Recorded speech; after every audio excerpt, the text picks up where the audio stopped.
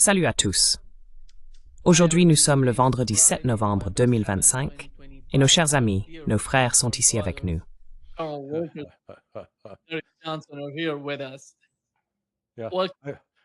Vous savez, colonel Wilkerson, nous faisons tellement d'apparitions ensemble qu'on commence à nous appeler Martin et Lewis.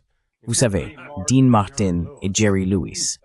Ou peut-être les frères Smothers. Je ne sais pas, vous voyez. Ce serait amusant. Prends ton violoncelle ou ta contrebasse, je crois que c'était ça. Ouais.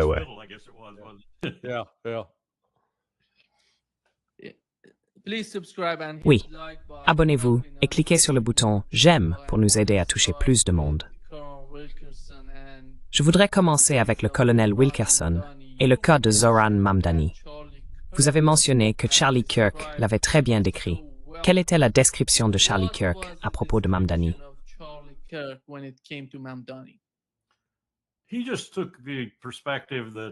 Il a simplement adopté le point de vue selon lequel ce que faisait Mamdani revenait à tirer parti du même phénomène dont il avait lui-même profité avec son mouvement MAGA. L'angoisse des jeunes face à leur gouvernement, démocrates ou républicains, qui ne tiennent pas leurs promesses. Simplement, qui ne tiennent pas leurs promesses, année après année. Et donc on savait qu'une personne comme un Eugene F. Debs des temps modernes, Mamdani, finirait par s'imposer au sommet du monde politique. Maintenant, j'ai eu une pensée tout à fait personnelle en écoutant Charlie Kirk. Je l'ai écouté plusieurs fois, car je trouvais ça presque incroyable. Je n'aurais pas dû, mais j'ai eu cette pensée. Et cette pensée, je crois, est aussi puissante. Je me suis demandé si Charlie avait pensé « New York ne représente plus l'Amérique. » Pas vraiment.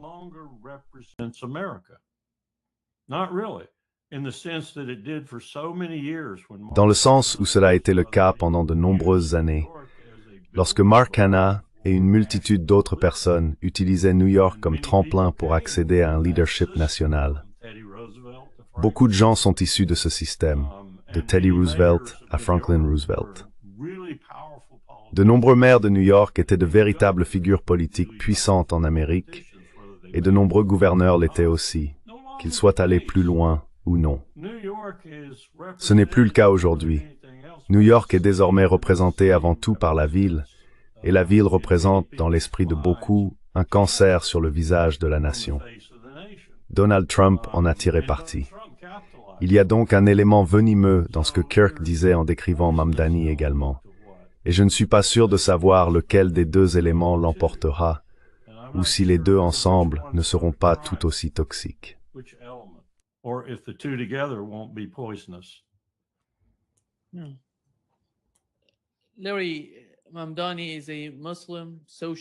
Larry, Mamdani est un musulman, socialiste et immigré, et il se battait contre les milliardaires de New York qui avaient investi plus de 40 millions de dollars, certains disent même 100 millions, contre lui. Mais ils n'ont pas pu le vaincre. Qu'en penses-tu?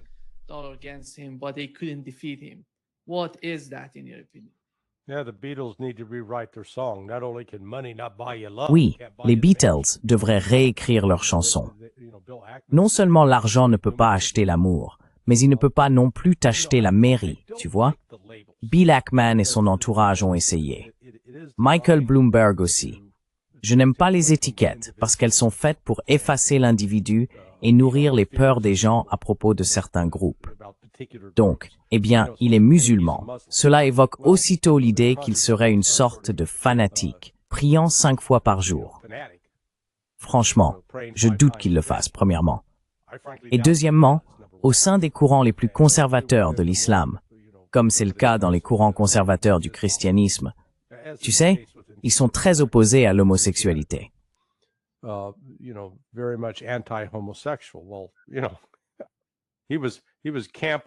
Eh bien, vous savez, il faisait un peu le spectacle là-bas, dans le sud de Manhattan, Christopher Street, qui est, vous savez, le centre du mouvement de la fierté gay. Socialiste. Qu'est-ce que ça veut dire? Je n'ai pas entendu réclamer la confiscation de la propriété privée ou l'augmentation des impôts pour les riches. Eh bien, vous savez, est-ce que c'est forcément socialiste? Je veux dire, Je sais que pour les très très riches, ils n'aiment pas forcément devoir payer plus d'impôts, mais on a vu une croissance des inégalités de revenus dans ce pays. En même temps, on peut aller dans des endroits comme la Russie ou la Chine, et vous savez, les soins de santé y sont largement accessibles à la population.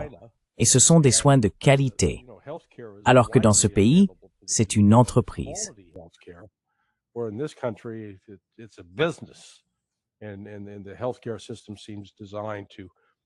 Et le système de santé semble conçu pour servir les intérêts des entreprises.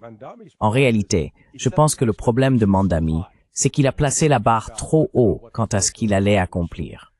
Par exemple, une grande partie de son programme dépend de ce que décide la gouverneure, Kathy Hochul, et le législateur, et non de ce qu'il souhaite faire. Ainsi, à certains égards, il sera davantage une figure symbolique et n'aura pas le pouvoir qu'il avait anticipé. Il s'en sortirait mieux si les gens avaient de faibles attentes à son égard. Il pourrait alors les dépasser. Mais quand on part avec de grandes attentes et qu'on ne les atteint pas, cela conduit à la déception et au contre-coup.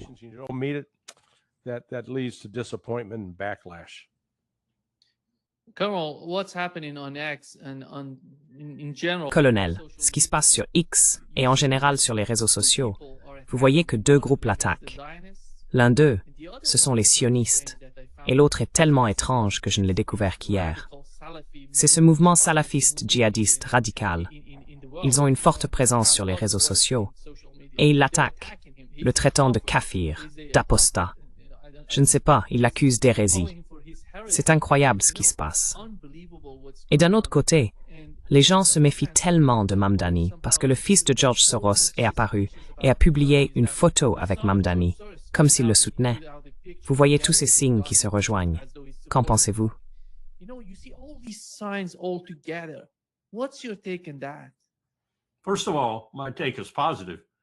Tout d'abord, mon avis est positif.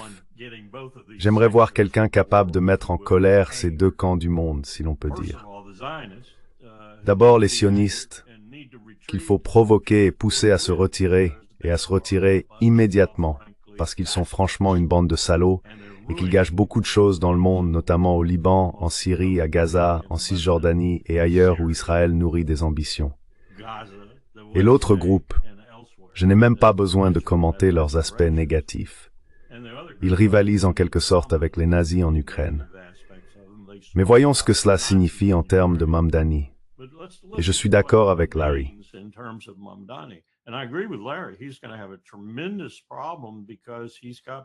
Il va avoir un énorme problème, parce qu'il a au-dessus de lui des gens qui doivent être au moins en partie animés par les mêmes choses que lui. Mais regardons le point plus large dont parlait aussi Charlie Kirk. Le capitalisme prédateur a échoué de façon lamentable. Échoué de façon lamentable. C'est une abomination pour Jamie Dimon. C'est une abomination pour tous les sosies de Jamie Dimon.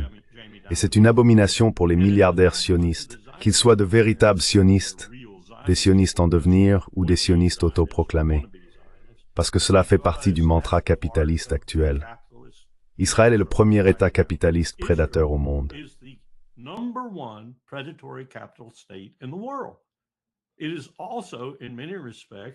C'est aussi, à bien des égards, comme l'a souligné Misha Glenny dans son livre Mac Mafia, le premier État criminel du monde. Ces deux choses vont en quelque sorte de pair. Elles vont de pair de la manière dont Karl Marx, par exemple, disait « Ne vous inquiétez pas des capitalistes. Ils vous vendront la corde avec laquelle vous les pendrez. » C'est exactement ce que nous faisons. Nous fabriquons et vendons la corde avec laquelle nous pendons notre propre système. Et Mamdani s'y oppose, et que Dieu le bénisse pour cela. Mais je pense qu'il aura un chemin extrêmement difficile, car il y a aujourd'hui tant de gens qui ont adhéré à ce système, un système qui en réalité viole, pille et dépouille régulièrement le peuple américain, ce qui était précisément le propos de Charlie Kirk.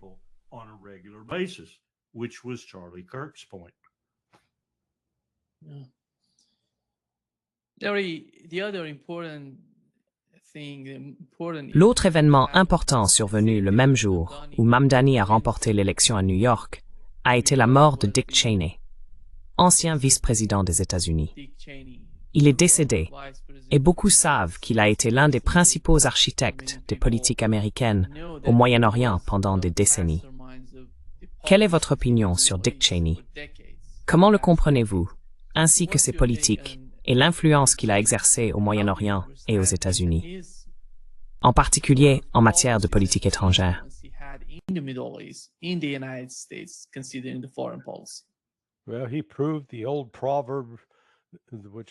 Eh bien, il a prouvé le vieux proverbe « Seuls les bons meurent jeunes ». C'est vrai. Très vrai, du moins dans son cas. Cheney était une créature de Washington. J'avais un ami très cher qui malheureusement est décédé, un certain Bruce Bradley. Bruce avait un sacré pedigree. Il était, pour ainsi dire, le palefrenier du candidat à la vice-présidence William Miller en 1964. C'était le choix de Goldwater. Bruce n'avait que 23 ans à l'époque. Il avait menti sur son âge parce qu'il fallait avoir au moins 25 ans. Son travail consistait à organiser des faveurs sexuelles pour le candidat à la vice-présidence Miller pendant la campagne.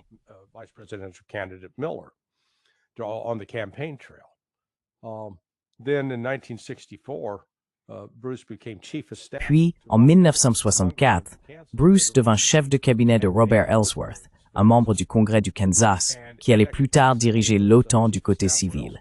À ce poste, en tant que chef de cabinet d'Ellsworth, il rencontra un jeune membre du Congrès du Michigan, un certain Don Rumsfeld. C'est ainsi que tout commença. Bruce et Remy jouaient au racquetball ou au squash chaque semaine et ils devinrent amis. Par la suite, Bruce travailla sur la campagne de Rockefeller et supervisa même Henry Kissinger, n'est-ce pas?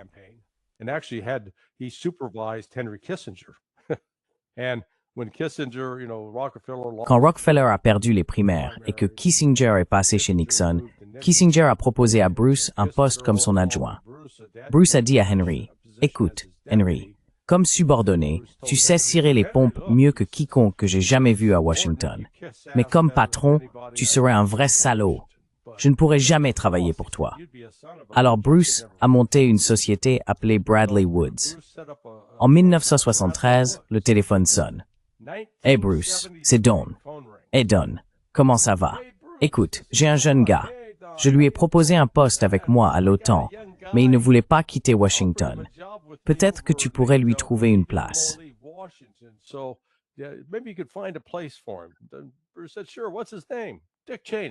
Bruce a dit, « Bien sûr, comment s'appelle-t-il? » « Dick Cheney. » Alors Cheney a travaillé avec Bruce pendant environ 1 an, peut-être 1 an et demi, environ 18 mois. Il s'était spécialisé dans le fait de fumer 2 paquets de cigarettes par jour et de prendre un déjeuner arrosé de 3 martinis. Après quoi, il revenait à Bradley Woods, posait les pieds sur le bureau et faisait une sieste pendant un moment. C'était une vie ardue pour un grand patriote qui pensait que les autres devaient aller se battre au Vietnam. Puis il a reçu l'appel pour devenir chef de cabinet de Gerald Ford, car ce poste avait été celui de Don Rumsfeld. Remy est parti en disant « J'ai exactement l'homme qu'il faut pour ce poste. »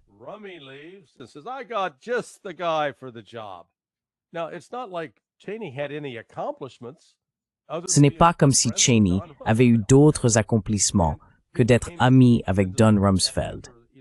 Après que Ford a perdu l'élection face à Carter, Cheney est retourné à Bradley Woods pendant environ 1 an, puis il a utilisé cela comme tremplin pour lancer sa candidature à la Chambre des représentants. Mon point, en racontant tout cela, est qu'il n'était pas allé à l'école pour recevoir une grande éducation, qu'il n'avait pas de pedigree particulier à cet égard, ni servi dans l'armée. Il est simplement devenu ce faucon insupportable. Et lorsque George W. Bush était président, une partie du problème de GW était qu'il avait Romney au département de la Défense, désormais le département de la guerre, et Cheney comme vice-président.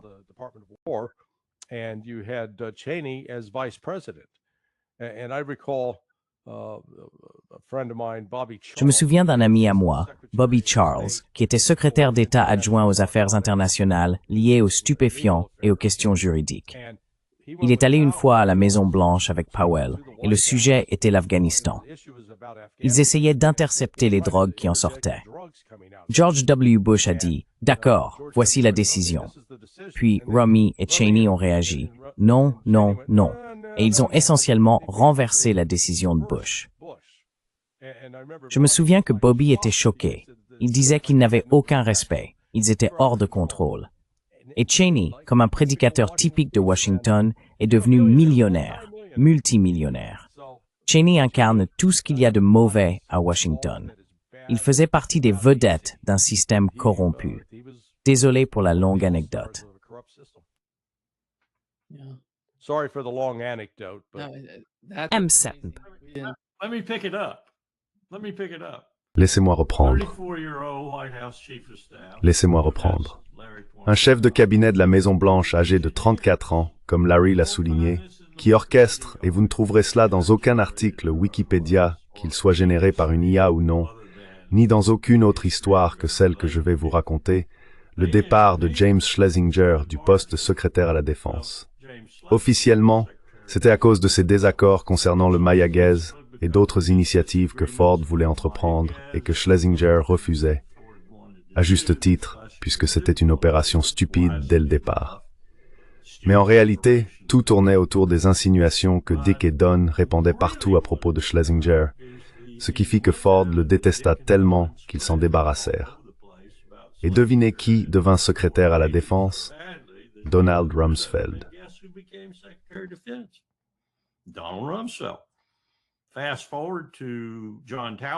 Avançons jusqu'à John Tower, qui n'a pas réussi à passer le processus de nomination pour Bush père, H.W. Bush.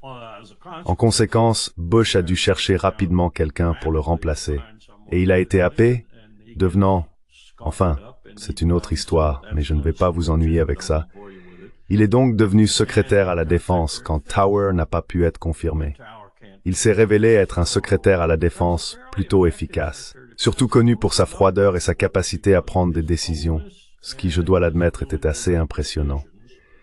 Il a pris une décision presque inédite au sein du département de la Défense, annuler l'avenir de la marine dans l'aviation embarquée, le programme A-12. Un exposé de 15 minutes, à la fin duquel il a remercié le commandant qui venait de le briefer et a dit « Le programme est annulé ».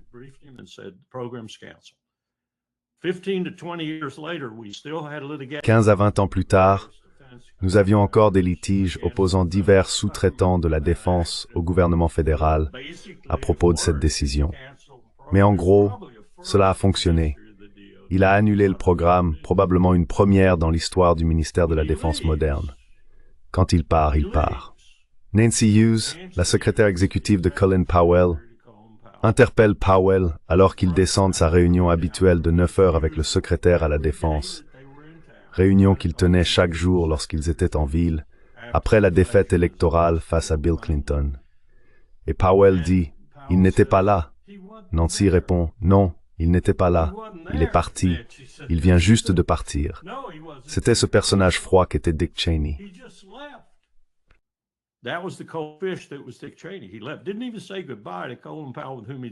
Il n'a même pas dit au revoir à Colin Powell, avec qui il avait servi pendant presque 2 ans et demi comme secrétaire à la Défense et président du comité. Puis nous découvrons qu'il tient Jim Baker en laisse. Jim Baker n'était pas seulement secrétaire d'État, mais aussi le principal architecte et directeur de campagne de George W. Bush. Et bien sûr, Bush a perdu. Eh bien, Cheney tend la main à Jim, et ils entreprennent une tournée des États-Unis pour tester les chances de Dick de devenir président. Environ 3 mois plus tard, Baker lui dit « Tu n'as pas la moindre chance, nous ne pouvons pas lever de fonds, tu n'es pas visible et les gens ne t'aiment pas. » Alors ils se séparent, et Cheney décide « Je vais aller voir Albert. »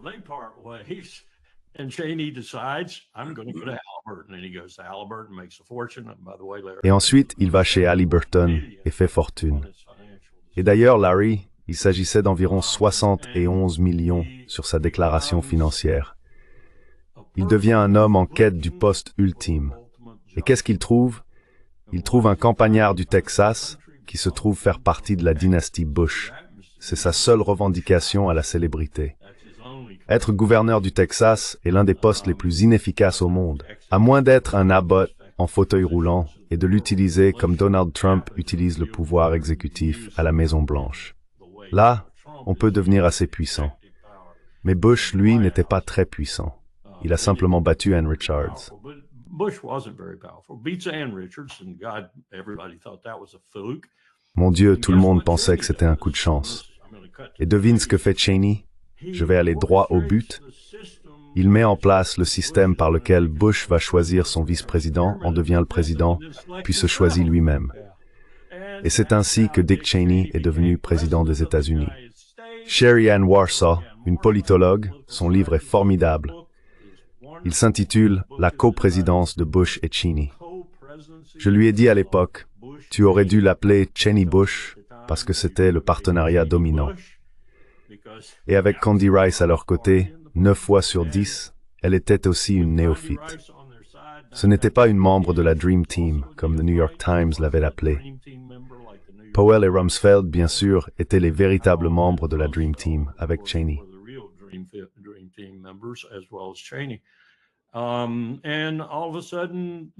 Et tout à coup, le rapport est de 3 contre 1, et leur processus de sécurité nationale n'est plus guidé par la conseillère à la sécurité nationale, qui garde les yeux sur le prix, veut devenir secrétaire d'État et sait que si elle adopte la position de Colin à un moment quelconque au sein du NSC, elle compromettra ses chances. Alors elle se rapproche de plus en plus du président, devient secrétaire d'État lors du second mandat et fait plutôt du bon travail, parce qu'ils sont proches. En même temps, Cheney et Karl Rove murmurent presque chaque semaine à l'oreille de Bush que son principal adversaire lors du second mandat, celui qu'il était si impatient de remporter, c'était son propre père. Sa principale motivation en tant que président des États-Unis était d'être réélu, car cela signifierait surpasser papa. Il voulait battre papa. Et c'est ce qu'il voulait faire. Alors il continuait à lui murmurer à l'oreille, « Ton principal adversaire pour le second mandat est assis à Foggy Bottom. » Et il y avait une part de vérité là-dedans. Non pas à cause de Powell lui-même, mais à cause de la renommée et de la fortune dont il jouissait. En 1995, les deux partis tentaient de le recruter. Ils avaient mis en place des structures dans tout le pays pour l'élire, et il les a refusées. À Alexandria, en Virginie, au Ramada Inn, en novembre 1995, il les a refusées. Mais ils ont utilisé ce potentiel adversaire politique contre Powell, de sorte que Cheney pouvait entrer dans une réunion du Conseil de sécurité nationale, par exemple, où Powell s'opposait à quelque chose de vraiment sérieux. Cheney s'est approché de lui a planté le doigt dans la poitrine et a dit « Tu n'es plus le président, tu es le secrétaire d'État. »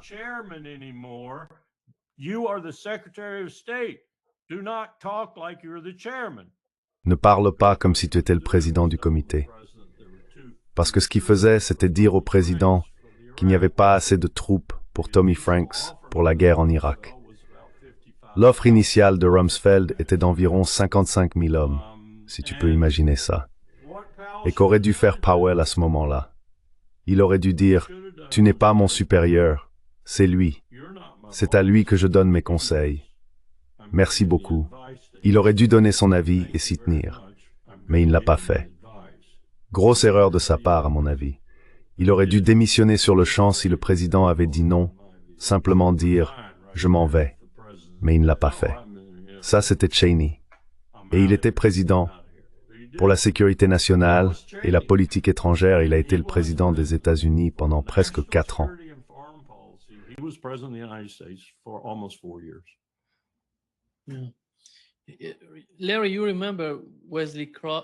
Larry, tu te souviens que Wesley Clark a dit que lorsqu'il avait reçu ce document, indiquant que dans 7 ans, ils allaient renverser les gouvernements en Iran, en Irak, en Syrie, en Libye et en Somalie.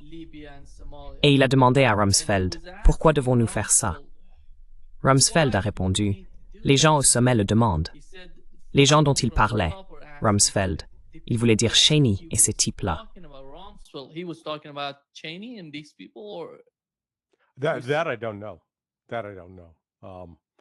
Ça, je ne sais pas. Ça, je ne sais pas. Mais tout cela, tu sais, l'objectif ultime de tout ça, c'était la perception que cela allait bénéficier à Israël et assurer la place d'Israël au Levant, en Asie occidentale, au Moyen-Orient, peu importe comment on veut l'appeler. Donc c'est juste une autre manifestation de la politique étrangère américaine prise en otage par les sionistes. Et la puissance de cela, on la voit cette semaine au cours de la semaine passée, ça a vraiment explosé maintenant. Israël est en difficulté aux États-Unis. Enfin, quand Tucker Carlson a fait l'interview avec ce gamin, Nick Fuentes, j'ai regardé l'entretien et la façon dont il a été décrit par ces fous sionistes comme Mark Levine, Ben Shapiro et Randy Fine. Tu sais, l'homme qui n'a jamais rencontré un donut qu'il n'aimait pas. The man who's never met a donut he didn't like. Good Lord. I mean, he's in the Jerry. Oh mon Dieu. Je veux dire, il est dans le territoire de Jerry Nadler en termes d'obésité. Peut-être qu'on peut excuser son manque de vivacité d'esprit parce que tout le sang circule dans ce corps corpulent plutôt que de rester dans son cerveau. Mais, vous savez, attaquer Tucker en le qualifiant d'antisémite, de nazi, dirigeant les jeunesses hitlériennes, et ils ont proféré des menaces directes de le tuer. Ils n'ont pas dit « nous allons le tuer », mais ils ont dit qu'il devait être éliminé, réduit au silence, neutralisé, de jolis euphémismes pour dire « tuer, assassiner quelqu'un ». Et j'ai vu un extrait vidéo d'Eric Trump et de sa femme sur scène, et un jeune homme courageux s'est levé et a dit « en gros, pourquoi essayons-nous de faire passer l'Iran pour le méchant alors que nous nous sommes nous-mêmes liés à Israël ?» Trying to make Iran out to be the bad guy, and we've saddled ourselves with Israel, who's carried out attacks, who'd attacked the USS Liberty. Qui a été utilisé, qui a mené des attaques, qui a attaqué l'USS Liberty, et qui n'a fait que créer des problèmes pour ton père. Et tu sais, en regardant la danse qui a suivi, j'ai été tenté d'appeler Eric Trump Bo Dangles. Il faisait un si bon numéro de claquettes légères. En ce moment, aux États-Unis, ce débat a atteint son paroxysme. Et tu sais, les sionistes, dans leur stupidité, s'en prennent aux chaînes YouTube les plus prolifiques. Candace Owens a environ 5,5 millions d'abonnés. Tucker en a autour de 4,9 millions. Et Joe Rogan en a 20 millions. Ils sont donc en train d'aliéner ces voix importantes, parce que les médias traditionnels, que les sionistes ont rachetés et essayent de contrôler, ne sont plus pertinents, ne sont plus regardés par la majorité des gens. Ce n'est plus qu'un gouffre coûteux dans lequel ils jettent de l'argent.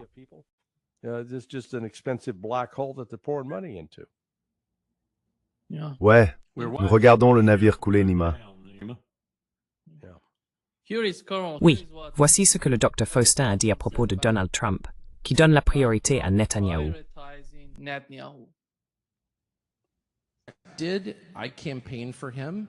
J'ai fait campagne pour lui et j'adore Trump, je veux juste le dire. Je lui ai parlé l'autre jour et j'adore Trump. Je le connais depuis 25 ans et franchement, je pourrais écrire de nombreux livres sur Trump et il serait globalement positif. Mais dès qu'il est élu, qui est la première personne à lui rendre visite? Bibi. Puis il revient encore. Et c'est comme si l'énergie de l'administration et de tout le gouvernement américain devenait soudainement centrée sur l'Iran. Une guerre avec l'Iran? Vraiment? Oui. Combien de personnes connais-tu qui ont été tuées par l'Iran aux États-Unis au cours de ta vie? 0? Parce que c'est le chiffre.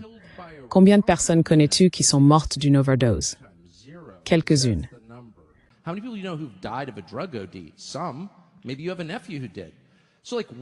Et peut-être que vous avez un neveu qui l'a fait. Alors c'est quoi tout ça?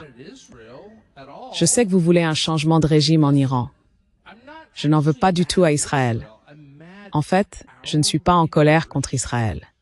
Je suis en colère contre nos dirigeants parce qu'ils passent leur temps et dépensent mon argent à se concentrer sur le pays de quelqu'un d'autre.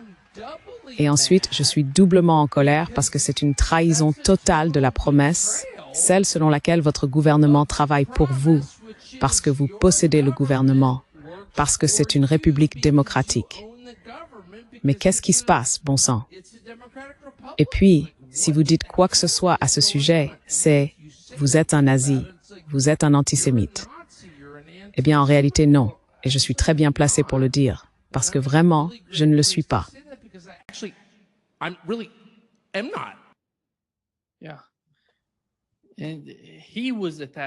Oui, il a été attaqué, Larry, d'ailleurs Carl, comme Larry l'a mentionné. Ils ne s'en prennent pas seulement à lui, ils s'en prennent au mouvement, à ce type de sentiment, à cette forme de compréhension parmi les républicains, surtout chez les jeunes, parce que ce genre de discours résonne vraiment chez les personnes de moins de 30 ans. C'est la principale préoccupation, à mon avis en ce moment, concernant le gouvernement israélien et ce qu'il fait aux États-Unis, l'argent qu'il dépense, les investissements dans les partis, même dans le cas de Zohran Mamdani. C'est tout le problème.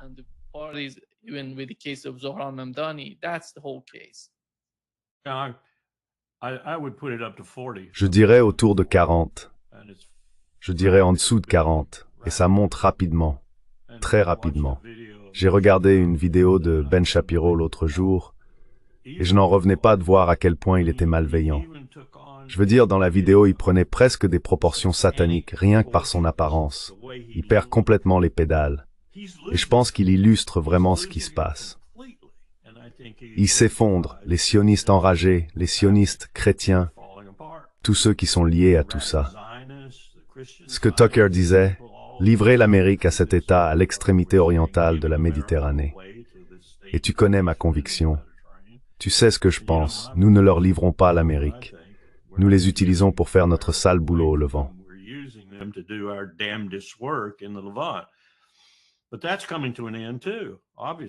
Mais ça touche aussi à sa fin, évidemment. Et là où ça va s'arrêter brutalement, si ce que j'entends en ce moment est vrai, et je l'ai entendu de plus d'une source, voici la situation en résumé. Bibi va s'occuper du Liban et du Hezbollah, et Donald est censé s'occuper de l'Iran, parce que Bibi ne peut pas tout faire. C'est sur cela qu'il travaille. Et ce cessez-le-feu, qui n'en est pas vraiment un, à Gaza, est essentiellement un subterfuge. Tout le discours à son sujet, diplomatique ou autre, lié à la relance des accords d'Abraham et ainsi de suite, a été fortement mis à mal par le ministre des Affaires étrangères d'Oman lors de la conférence parrainée par l'ISS à Manama, où il a déclaré que la principale cause d'instabilité dans la région était Israël.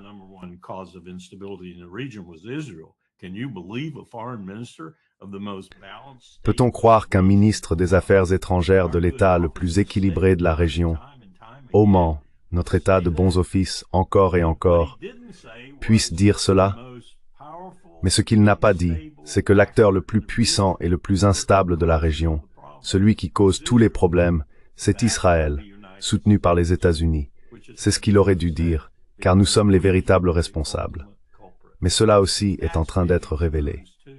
Et je pense que nous allons avoir un vrai problème si cette stratégie se poursuit, contre le Hezbollah de manière significative et contre l'Iran, avec les États-Unis comme principal belligérant.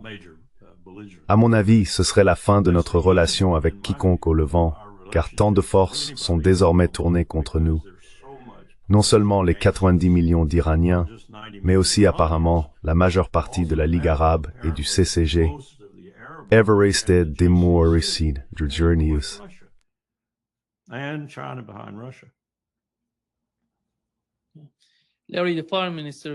Larry, le ministre iranien des Affaires étrangères, Araghchi, a déclaré qu'ils avaient essayé tous les moyens possibles pour communiquer avec l'administration Trump, mais qu'aucun n'avait fonctionné. C'est pourquoi ils doivent se préparer à toute forme d'attaque de la part des États-Unis. D'accord. Et pour nous défendre et réagir de manière appropriée. Et voici Donald Trump, Larry, qui se vante d'avoir dirigé l'attaque. Donald Trump, le pacificateur, le soi-disant pacificateur, il se vante d'avoir été responsable de l'attaque contre l'Iran.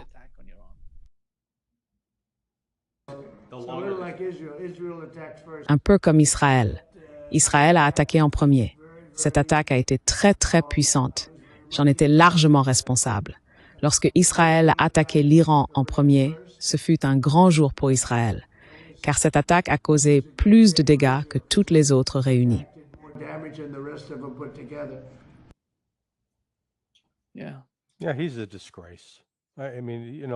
Oui, c'est une honte. Je veux dire, tu sais, le narcissisme est... Eh bien, je me souviens qu'au début, il s'en est attribué le mérite, puis il est revenu en disant « Non, je ne sais rien de tout ça. C'est une nouvelle pour moi. » Et maintenant, c'est « Oh oui, je dirigeais l'opération. » Et la chaîne 12 en Israël a diffusé un reportage il y a environ une semaine, dans lequel ils ont enfin détaillé à quel point les attaques iraniennes avaient été dévastatrices pour les sites militaires et de renseignement les plus sensibles d'Israël. Parce qu'auparavant, en fait, à peu près la même semaine, la chaîne 14 en Israël publiait ce rapport tout ensoleillé, disant « Oh mec, l'Iran n'a pas pu nous atteindre. L'Iran est nul, leurs armes ne valent rien. Ils ont été lamentables et nous avons triomphé. » Et la chaîne 12 est revenue en disant « Non, regardons les images. »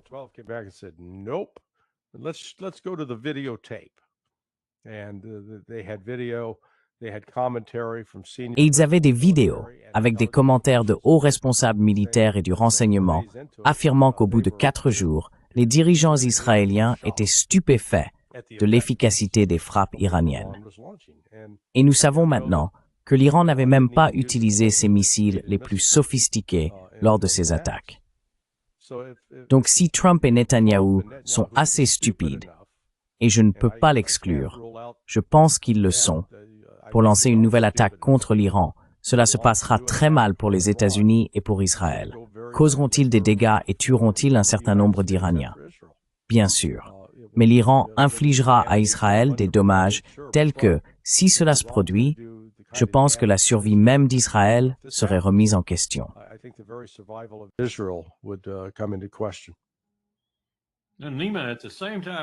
Et Nima, pendant que Larry dit ce qu'il dit, ce que je pense être tout à fait juste, il met au défi un pays de 240 millions d'habitants, le Nigeria, dans les termes les plus belliqueux, et il a une force de combat qui se rassemble au large du Venezuela.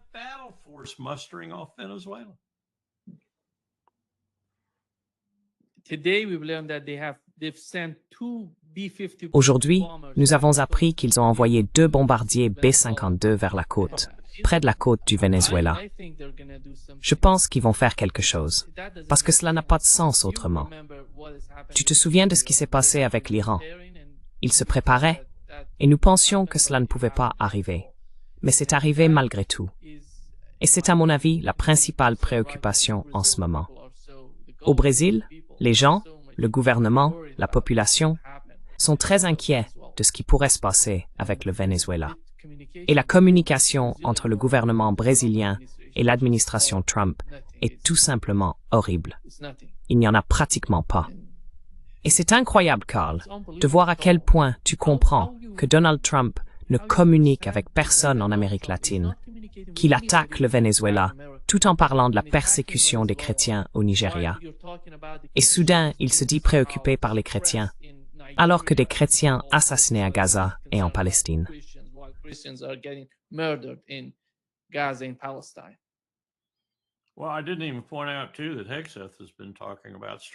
Eh bien, je n'ai même pas mentionné que Hegseth parle d'utiliser la puissance militaire américaine pour frapper les cartels au Mexique.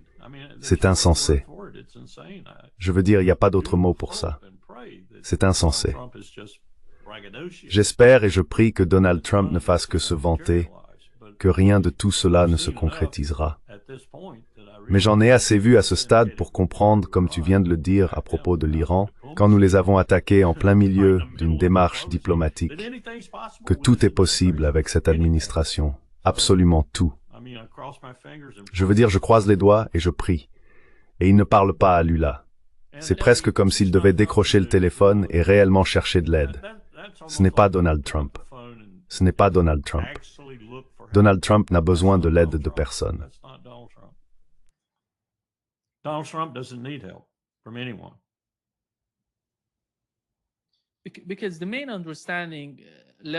Parce que la principale idée, Larry, tu peux intervenir.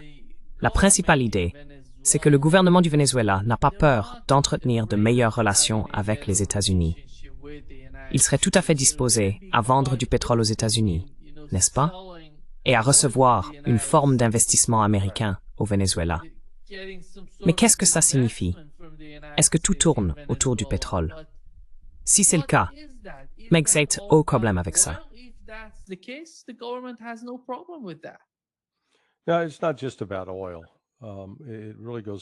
Non, il ne s'agit pas seulement de pétrole.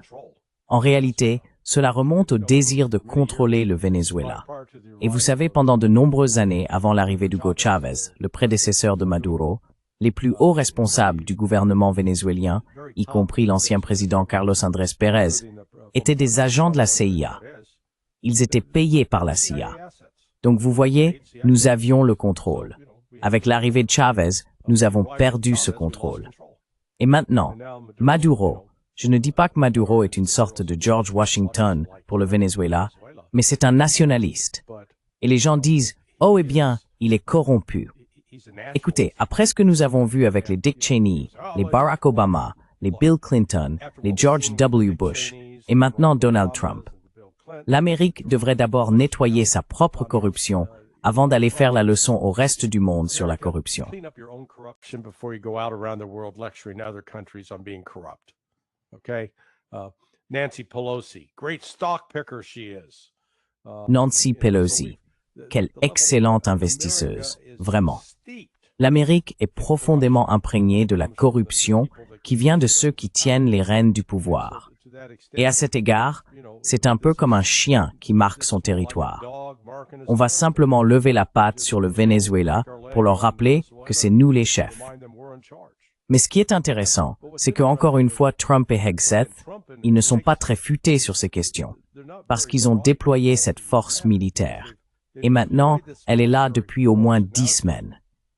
Vous savez, c'est comme ces publicités pour les troubles de l'érection. Si vous prenez une certaine petite pilule bleue et que vous restez en érection après 4 heures, consultez un médecin. Eh bien ici, on a une force militaire à qui on a demandé de rester en érection, excitée et prête à agir depuis maintenant 10 semaines, plus de 2 mois.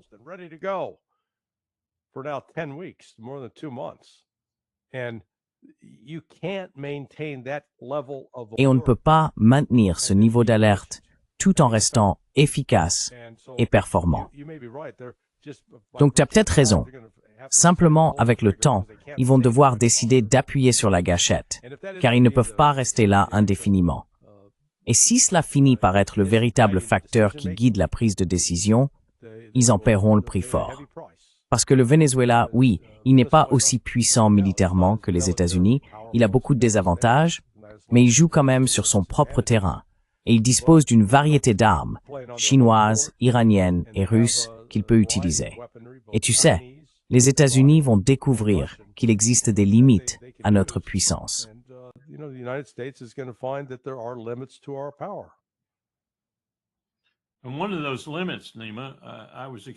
Et l'une de ces limites, Nima, m'a été rappelée une fois de plus, à plusieurs reprises au cours de la dernière décennie et lors de l'entretien que j'ai mené ce matin.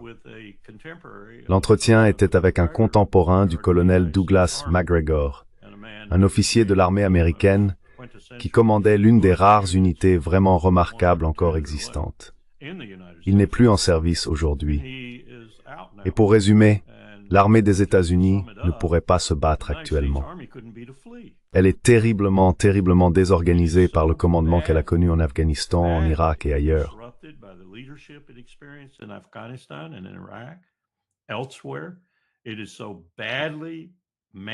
Tellement mal géré. C'est tellement corrompu dans sa direction. C'est tellement incapable de faire quoi que ce soit que l'on pourrait penser que l'armée des États-Unis, à ce stade de son existence, serait capable d'accomplir. Nous jouons avec le feu.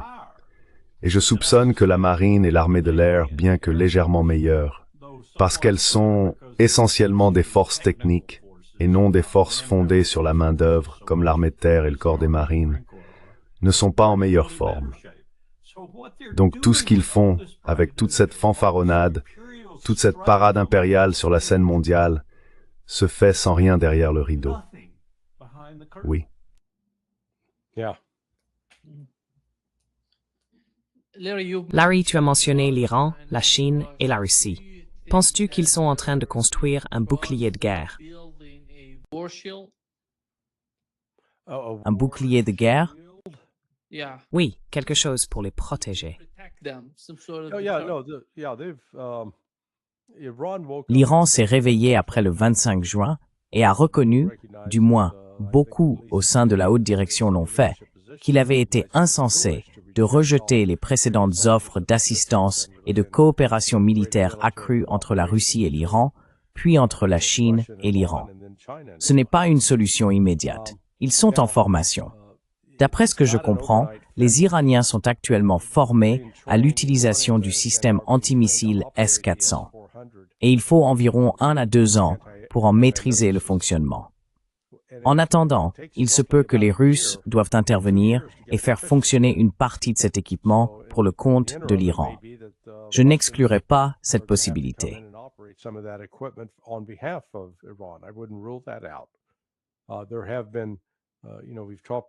Il y a eu, vous savez, nous en avons déjà parlé, à tous les niveaux du gouvernement iranien, tant du côté civil que du côté militaire, des responsables qui effectuent fréquemment des voyages à Moscou pour rencontrer leurs homologues. C'est la même chose avec la Chine. Donc, en ce moment, aujourd'hui, l'Iran est dans une position bien plus forte. Il ne s'agit pas seulement de coopération militaire. La stupidité de l'Occident, qui tente de mettre en place les soi-disant sanctions de réactivation, comme s'il s'agissait de relancer des sanctions qui n'avaient jamais vraiment été levées, a désormais été contournée, car la Russie et la Chine, qui soutenaient auparavant le régime de sanctions, ont déclaré « non, c'est illégitime ». Nous ne le reconnaissons pas. Nous n'allons pas nous y conformer. Ainsi, désormais, l'Iran peut faire des affaires avec la Chine, avec la Russie et avec d'autres pays de la coalition des BRICS qui ne vont pas se soumettre à l'Occident. Et je pense en réalité que nous verrons la situation économique de l'Iran commencer à s'améliorer. L'idée que les États-Unis disposent de la force militaire nécessaire pour contraindre l'Iran ou le faire capituler est tout simplement risible. Encore une fois, nous n'avons pas pu gérer les Houthis. Donc, vous savez, le fantasme hollywoodien sur la puissance et la supériorité de l'armée américaine, une fois confronté au monde réel, se révèle être un véritable tigre de papier.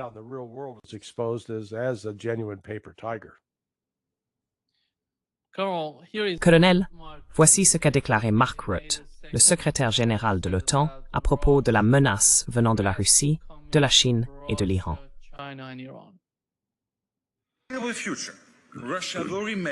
À l'avenir, la Russie restera une force déstabilisatrice en Europe et dans le monde. Et la Russie n'est pas seule dans ses efforts pour saper les règles mondiales. Comme vous le savez, elle collabore avec la Chine, la Corée du Nord, l'Iran et d'autres. Ils renforcent leur coopération en matière de défense et d'industrie à des niveaux sans précédent. Ils se préparent à une confrontation de longue durée.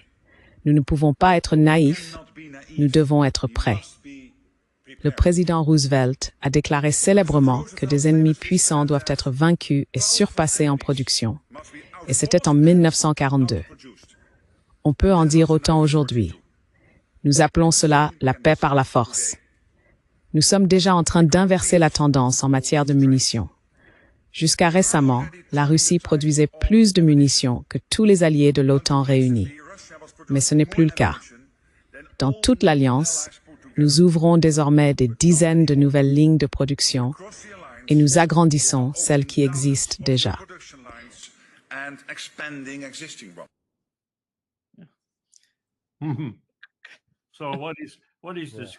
Ce qu'il décrit, c'est une marche vers une course aux armements qui mènera inévitablement à la guerre.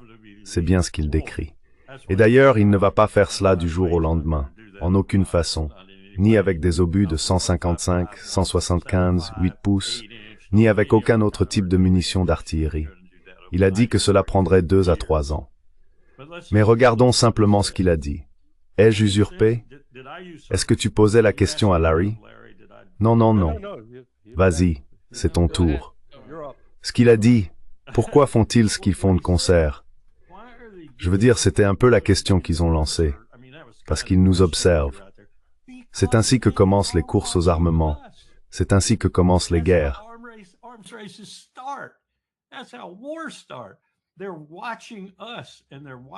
Ils nous observent et ils observent notre imprévisibilité, la stupidité grossière et le caractère incroyable de notre direction. Une bataille pour le sud du Venezuela, une menace atroce pour le Nigeria, le chaos au Levant, le chaos en Ukraine, chaos auquel nous avons largement contribué depuis plus de 15 ans. Et ils se disent, nous ferions mieux d'être prêts. Nous avons provoqué cette action concertée qu'il décrit. Elle est entreprise à cause de nous. Non pas parce qu'ils veulent nous attaquer, ni parce qu'ils veulent agir de manière hostile envers l'Empire américain. C'est parce qu'ils nous considèrent comme complètement fous. Et donc, ils prennent des précautions.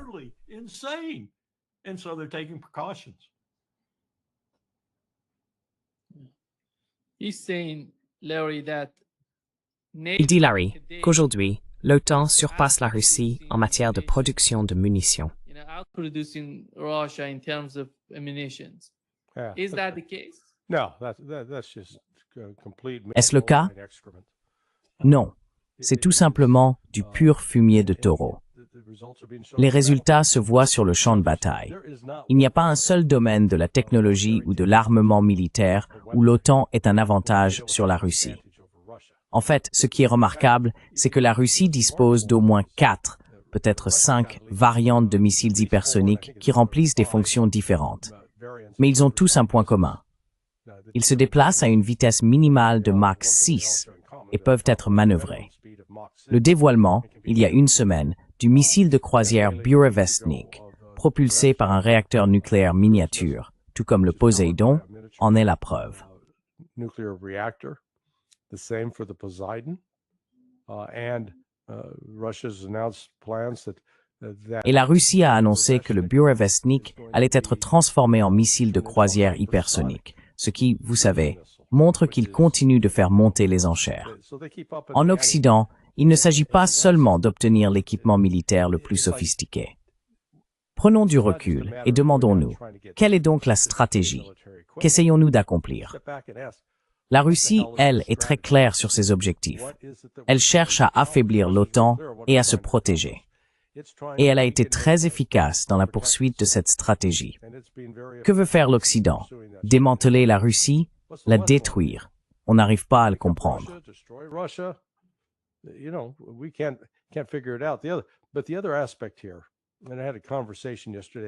Mais l'autre aspect ici, et j'ai eu une conversation hier avec Doug McGregor, vous savez, les Russes, dans la manière dont ils mènent leurs opérations militaires, disposent d'un état-major général.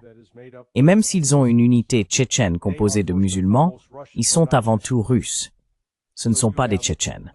Ainsi, vous avez un commandement centralisé qui coordonne tous les différents moyens militaires et supervise ce qui se passe dans l'armée de l'air, dans les forces terrestres et dans les forces maritimes. Ils agissent tous selon la même ligne directrice.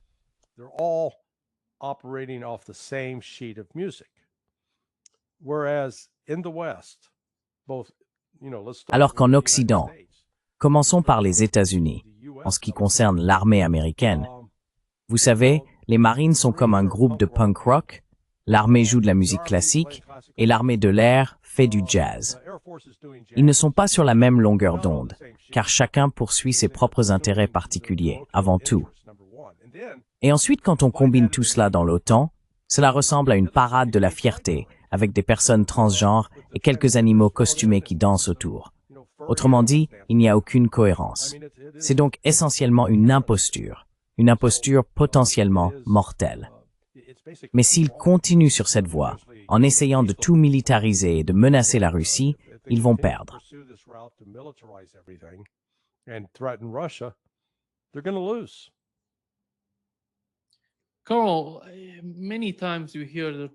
Carl, on les entend souvent parler des règles. Où sont ces règles? Existe-t-il un document pour cet ordre fondé sur des règles? Désolé, c'est hilarant. Beaucoup d'entre nous aimeraient en savoir plus, le lire. Où est-il?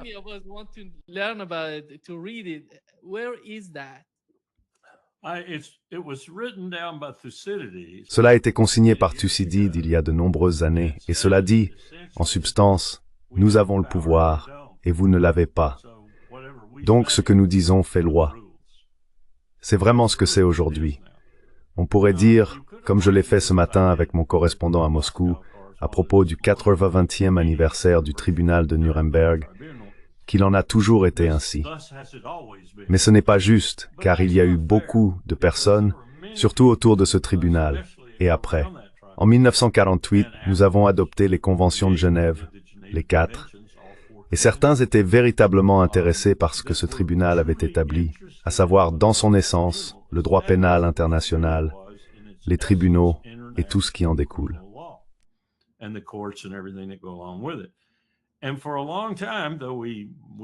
Et pendant longtemps, nous avons poursuivi des dirigeants noirs en Afrique, et il n'y a pas eu d'homme blanc jusqu'à ce que Milosevic fasse ce qu'il a fait en Europe. Le tribunal a été utilisé comme un outil de l'Empire, même si l'Empire n'était pas pleinement membre du processus. Il l'a tout de même utilisé. Il avait une certaine légitimité dans le cadre de l'ordre fondé sur des règles. Ce n'est plus le cas. Nous avons tout jeté, tout abandonné, piétiné cela dans la boue. Et nous avons dit, vous ferez ce que nous vous disons de faire, ou nous vous sanctionnerons, ou nous vous bombarderons, ou les deux. Et Donald Trump en est aujourd'hui l'incarnation, contrairement à ce qu'il disait vouloir être.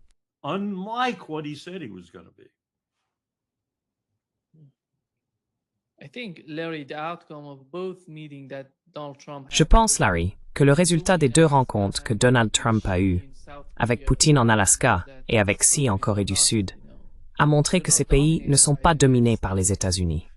On les voit comme des égaux lorsqu'ils se parlent. Et la Chine n'est pas là, tu sais, pour recevoir des ordres des États-Unis. Ce n'est plus le cas aujourd'hui. Et pourquoi est-ce surtout les Européens qui parlent de l'ordre fondé sur des règles? Qu'est-ce qu'ils retirent de ce genre de rhétorique?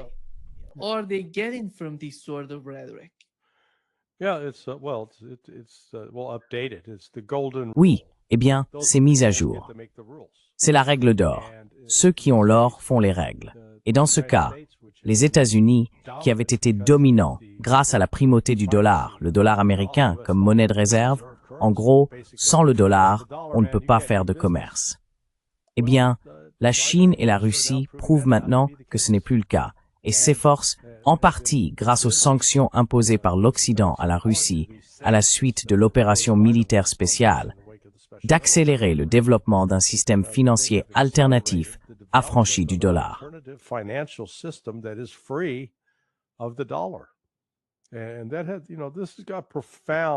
Et cela a, vous savez, des implications profondes pour l'avenir.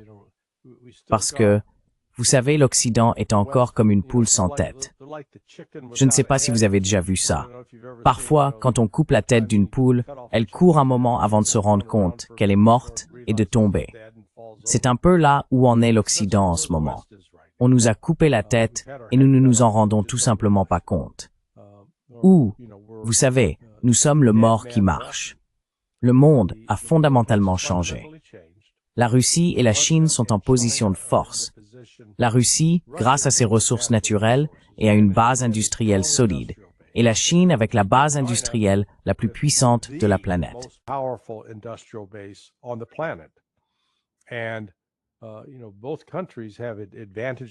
Et vous savez, les 2 pays ont des avantages que les États-Unis n'ont plus. Les États-Unis ont financiarisé leur économie, et cela signifie qu'au lieu de réellement construire des choses, d'avoir la capacité de fabriquer, nous avons délocalisé.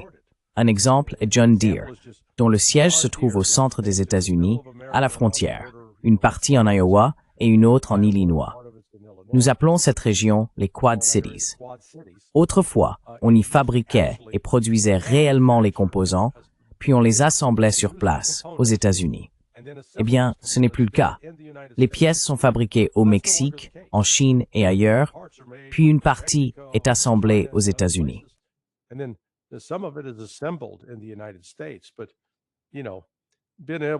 Mais vous savez, être capable de construire un ensemble Lego n'est pas la même chose que de réellement produire les Legos. Donc avec tout cela, Trump agit en réalité à partir d'une position très faible. La Chine n'a pas besoin de nous, et la Russie n'a certainement besoin de rien de ce que possèdent les États-Unis. Elle n'a besoin de rien du tout. Cela nous ramène donc à la question du levier d'influence. Les États-Unis ont-ils besoin de certaines choses venant de la Russie? Absolument. Nous avons besoin d'uranium enrichi pour les réacteurs nucléaires. Ils sont un fournisseur majeur des engrais utilisés dans les exploitations agricoles américaines. Ainsi, les États-Unis n'ont pas le type de levier sur la Russie que nous pensions autrefois avoir.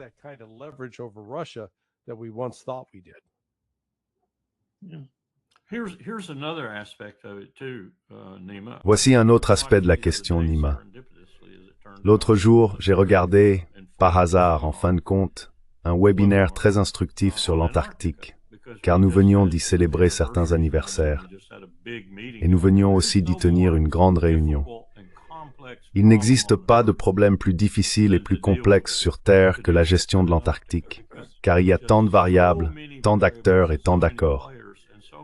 C'est le dernier endroit, par exemple, où nous avons encore des pactes stricts pour la paix, la non-ingérence et l'interdiction de toute action susceptible de nuire à cette immense masse terrestre, en plus de la masse de glace et de mer, qu'est l'Antarctique.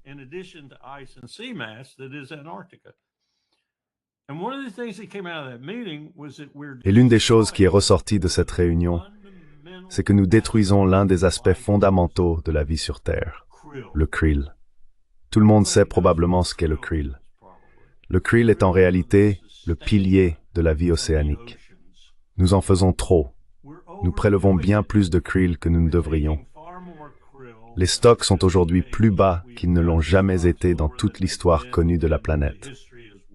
Et les AMP, les aires marines protégées, qui se trouvent là-bas et qui fonctionnent actuellement, sont essentiellement soutenus, oui, par le Chili et l'Argentine, qui défendent leur cause avec le plus d'éloquence lors de ces conférences et autres rencontres.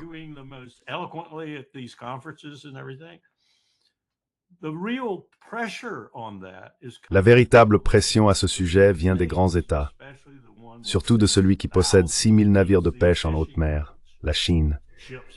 Nous devons être présents.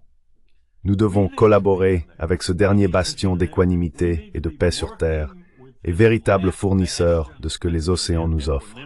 Et le krill en est la base. C'est la base.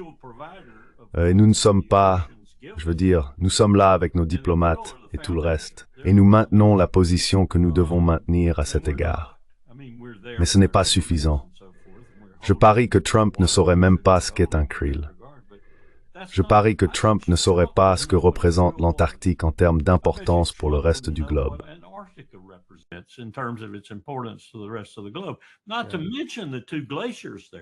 Sans parler des 2 glaciers là-bas qui fondent à une vitesse incroyablement rapide, 6 ou 7 fois plus vite que ce que nous avions prévu il y a 10 ans, et qui vont provoquer une élévation du niveau de la mer d'une manière que les gens ne comprennent même pas encore. Et nous ne sommes pas, du moins, autant que je puisse en juger, ces personnes agissent malgré Marco Rubio et malgré Donald Trump pour nous, dans cette région du monde cruciale. Voilà où nous en sommes aujourd'hui. Non seulement tout ce dont Larry parlait, et tout cela est vrai, l'accord monétaire, etc., mais nous ne prêtons pas attention à des choses vraiment essentielles. Oui.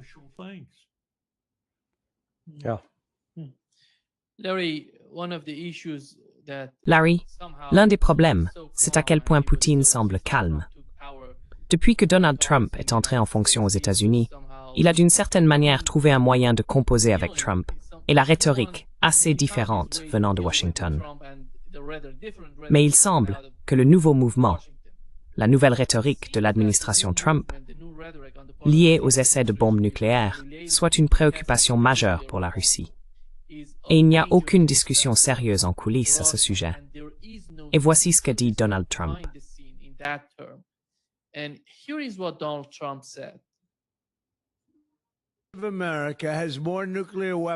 L'Amérique possède plus d'armes nucléaires que tout autre pays. Cela a été accompli grâce à une mise à jour complète et à une rénovation des armes existantes pendant mon premier mandat, lorsque j'ai reconstruit l'armée.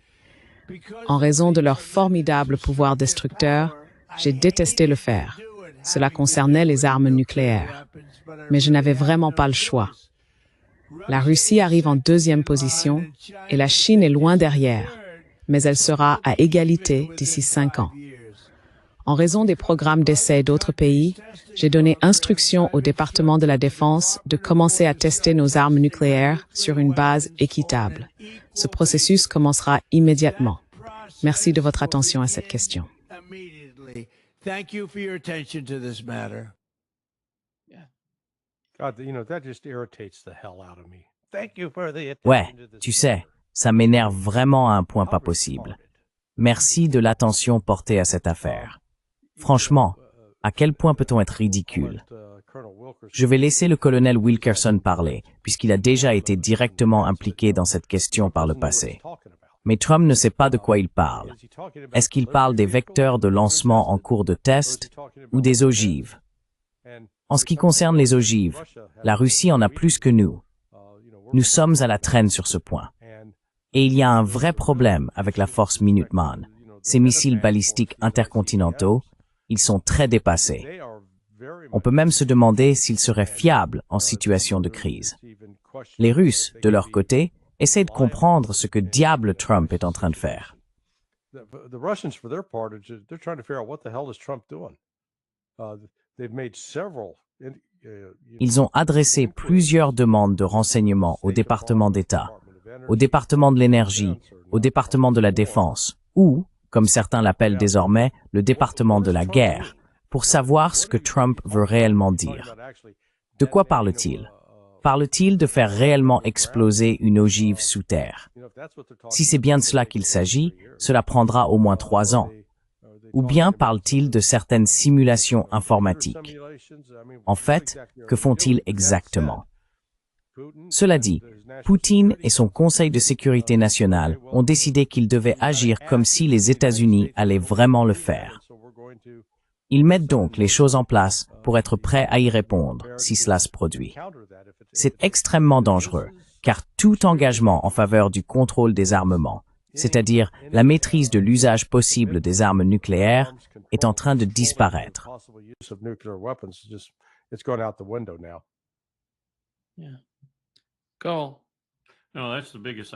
Non, l'aspect le plus important pour moi, c'est exactement ce que Larry a dit à la fin.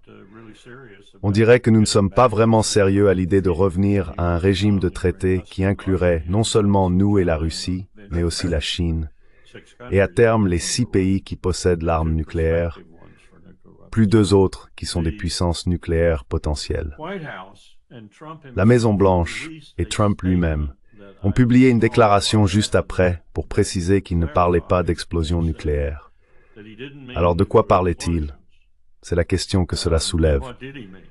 Si vous ne parlez pas d'explosion nucléaire, pourquoi faire des remarques aussi dramatiques qui donnaient l'impression que c'était le cas?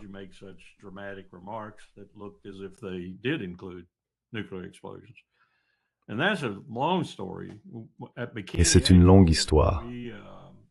À l'atoll de Bikini, c'est là que nos experts ont vraiment été convaincus d'arrêter les essais atmosphériques.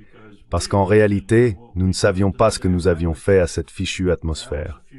C'était une bombe à fusion-fission, et Edward Teller a obtenu ce qu'il voulait, pourrait-on dire. C'était une énorme explosion qui a vraiment surpris beaucoup de gens quant à ce qu'elle avait pu faire à l'atmosphère. Nous avions donc une bonne raison d'y mettre fin, et c'est ainsi que le TIS a vu le jour. Nous ne voulions plus faire d'essais souterrains non plus, car nous étions vraiment inquiets de contaminer les nappes phréatiques et autres, ce qui est une peur bien réelle. Alors, de quoi parle-t-il?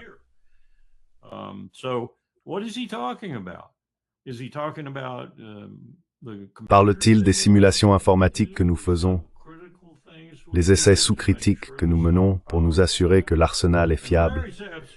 Et Larry a tout à fait raison. Le système de missiles Sentinel, censé remplacer ces Minutemen presque obsolètes que nous avons, est dans un tel état en ce moment que selon la loi du Congrès, il devrait être annulé, tant il dépasse le budget et accumule les retards. Il en va de même pour les 2 sous-marins de remplacement, l'un d'attaque et l'autre lanceur de missiles balistiques. Nous sommes dans une situation vraiment critique.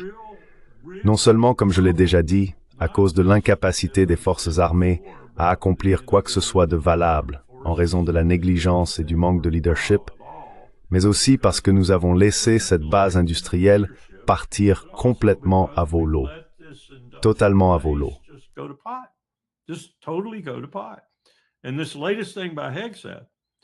Et cette dernière initiative de Hegseth, visant à rationaliser le processus d'acquisition, et tout le reste n'est tout simplement qu'un plan pour que ses amis s'enrichissent. C'est à peu près tout. S'il devait la mettre en œuvre avec l'esprit dans lequel il l'a présentée, et qu'elle réussissait ne serait-ce qu'à 70%, cela pourrait avoir un effet positif. Mais il y a tellement de place pour la criminalité là-dedans que c'en est pitoyable. Et il a supprimé tout ce que nous avions auparavant, aussi redondant que cela ait pu paraître. Or, cette redondance avait une raison d'être. Elle permettait de contrôler ce genre de dérive. Donc, tout, depuis les tests et évaluations opérationnelles jusqu'à la supervision du processus en général. Nous sommes un désastre, Nima. Un désastre en quête d'un endroit où se produire. Et malheureusement, cet endroit, c'est le monde.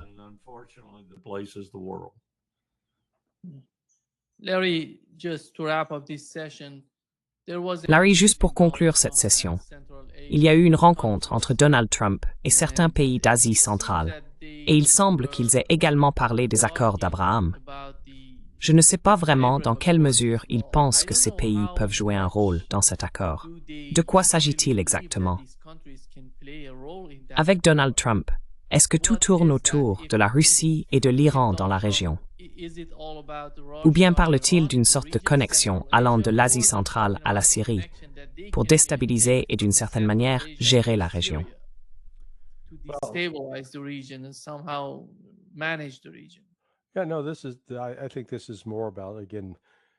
Je pense qu'il s'agit surtout, encore une fois, de prendre le contrôle ou d'essayer d'exercer une influence sur les pays qui bordent à la fois la Russie et la Chine, et aussi de chercher à affaiblir l'Iran. Ces pays sont en réalité sans importance pour les accords d'Abraham. Les acteurs clés, ce sont l'Arabie saoudite et les autres États du Golfe. Si eux ne signent pas, c'est fini. Obtenir la reconnaissance d'Israël est une chose, mais comme nous l'avons mentionné plus tôt, voici Trump qui parle de préserver la vie des chrétiens au Nigeria, tout en ne faisant absolument rien lorsque des sionistes attaquent des chrétiens en Cisjordanie et en Palestine, et ont tué des chrétiens là-bas, et en Syrie aussi.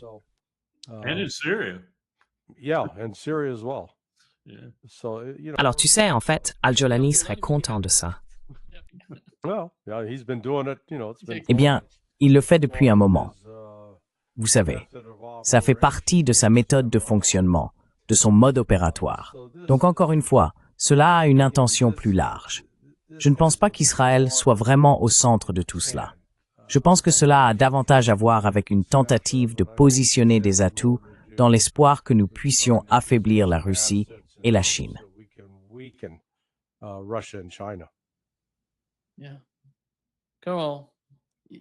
Oui. Carole, ressens-tu la même chose? Quelle est l'importance de la participation de la Syrie aux accords d'Abraham? Est-ce vraiment si significatif? Il s'adressait au Conseil de sécurité de l'ONU.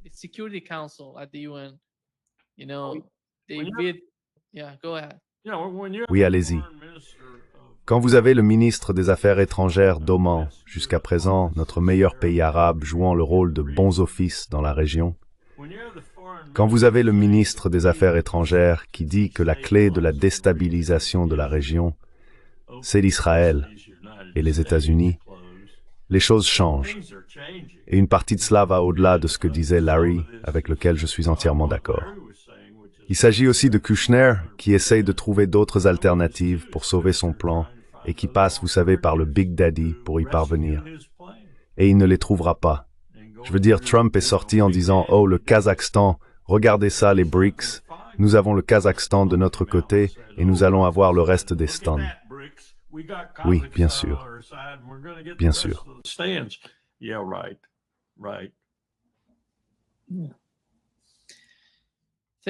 Merci beaucoup, Colonel et Larry, d'être avec nous aujourd'hui. Un grand plaisir, comme toujours. Désolé, pas mis ma chemise à l'OA. Non, tu as bonne mine. Tu as l'air bien. Il faut qu'il y ait au moins un adulte dans la pièce. We always have that with Nima, right, Nima? Yeah. On a toujours ça avec Nima, n'est-ce pas Nima?